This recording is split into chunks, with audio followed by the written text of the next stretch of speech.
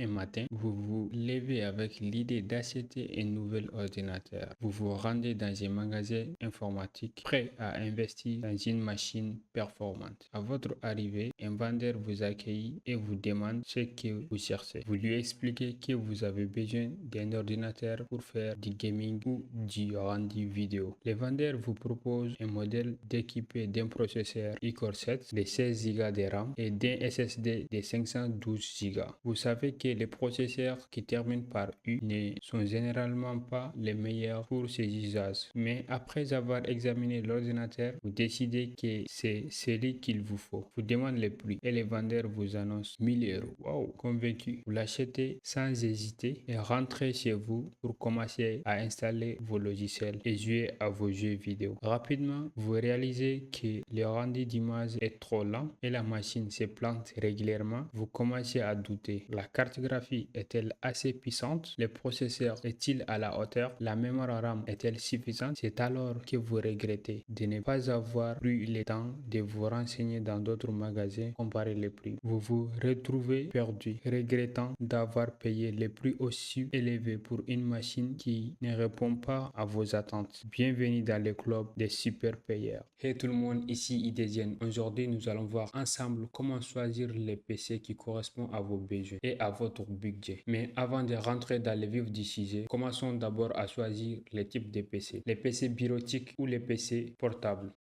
Ça, c'est que les PC de bureau sont plus souvent puissants que les PC portables à raison de leur capacité à accueillir des composants plus performants et à être facilement améliorés. Ils sont idéaux pour ceux qui recherchent des performances maximales et ne voyagent pas souvent. Cependant, si vous êtes souvent en déplacement, un PC portable est plus pratique, bien que généralement moins puissant. Un PC portable moderne peut de tout de même offrir une excellente performance, en particulier pour ceux qui privilégient la mobilité. Merci d'avoir choisi les PC portables. Si certains termes que nous allons utiliser vous semblent un peu familiers, je vous conseille de prendre des notes pour ne pas perdre. Il est crucial de déterminer l'utilisation que vous ferez de l'ordinateur. Prenons plusieurs scénarios. Par exemple, si vous envisagez de jouer à des jeux vidéo, la carte graphique sera le composant le plus important. Les processeurs jouent également un rôle, mais il n'est pas nécessaire d'investir dans un modèle ultra performant. Ordinateur portable pour des performances intensives. Dans le deuxième scénario, l'ordinateur portable est principalement destiné à des tâches exigeantes comme la modélisation 3D, le montage vidéo et les rendus. Ici, le processeur joue un rôle crucial, mais une bonne carte graphique est également indispensable. Pourquoi la carte graphique est-elle si importante pour les rendus? Jusqu'à récemment, les moteurs de rendus utilisent principalement les cœurs du processeur pour accomplir ces tâches. Cependant, avec les avancées technologiques, de nombreux moteurs de rendu exploitent désormais les cœurs des cartes graphiques, ce qui permet d'accélérer considérablement les processus. En effet, les rendus avec une carte graphique prend beaucoup moins de temps qu'avec un processeur, ce qui, en effet, est un composant tout aussi essentiel dans ces scénarios. À ce sujet, il est important de choisir un ordinateur portable équipé d'une carte graphique NVIDIA. Les cœurs CUDA des cartes graphiques NVIDIA sont particulièrement efficaces pour les rendus, ce qui les rend très prisés dans l'industrie du 3D. Une autre chose à noter est que dans les deux premiers scénarios, jeux et performances intensives, la consommation d'énergie élevée se traduit par une autonomie de batterie limitée. Par conséquent, ces ordinateurs portables sont principalement utilisés lorsqu'ils sont pensés sur secteur. Troisième scénario, ordinateur portable pour une utilisation bureautique. Dans le troisième scénario, l'ordinateur portable n'est pas destiné aux jeux ou aux tâches lourdes, mais plutôt une utilisation bureautique avec une faible puissance et une longue autonomie. C'est une option idéale pour ceux qui recherchent un ordinateur pour un usage quotidien au bureau. Exploration des scénarios et des processeurs. Gardons en tête ces trois scénarios. Nous y reviendrons plus tard. Pour l'instant, intéressons-nous aux différents composants des processeurs. Lorsque vous examinez les modèles d'ordinateurs portables, vous avez peut-être remarqué des noms comme i5, i7, Ryzen 5 et Ryzen 7. Ce sont des modèles de processeurs couramment utilisés dans les ordinateurs portables.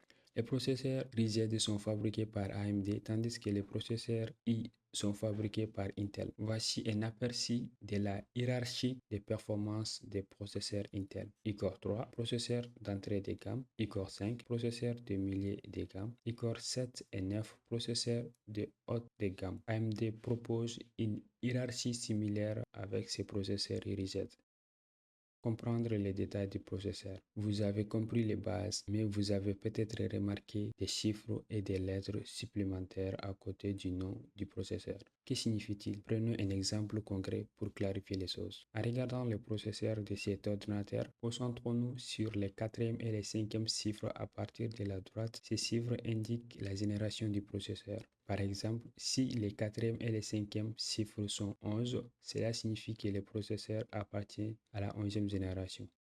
Comprendre les lettres à la fin des noms des processeurs. Nous avons déterminé que ce processeur est un iCore 7 de 11e génération. Vous pourriez penser que les performances augmentent simplement avec la génération, mais ce n'est pas toujours le cas. Bien que les nouvelles générations introduisent des technologies plus récentes, la performance dépend de plusieurs facteurs.